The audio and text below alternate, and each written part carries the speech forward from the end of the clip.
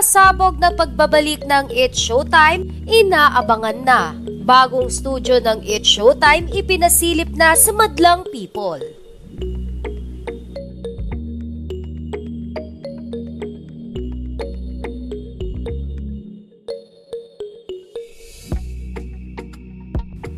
Kumakalat ngayon sa social media ang isang larawan ng di umano ay bagong setup ng studio para sa noontime show na It's Showtime.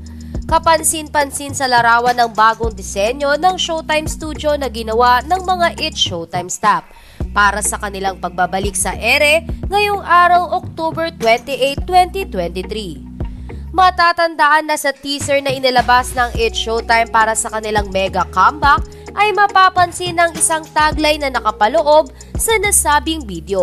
Mababasa kasi ang mga salitang, "Are you ready for it?" Ang pagbabalik ng new gen noontime show sa kanilang panibagong era. Tila ito nga ang dahilan kung bakit pinalitan ng It's Showtime ang setup ng kanilang studio.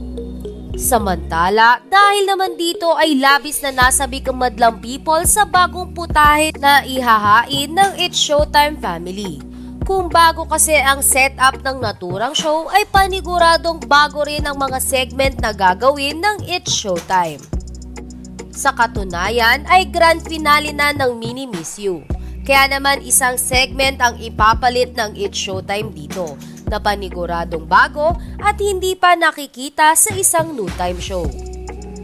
Sa kabilang banda ay excited na ang madlang people sa pagbabalik mamayang tanghali ng It's Showtime family.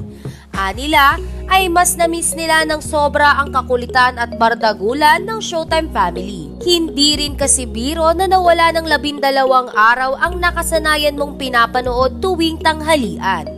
Kaya naman talagang nakaantabay ang madlang people sa biggest comeback ng best noontime variety show na It's Showtime.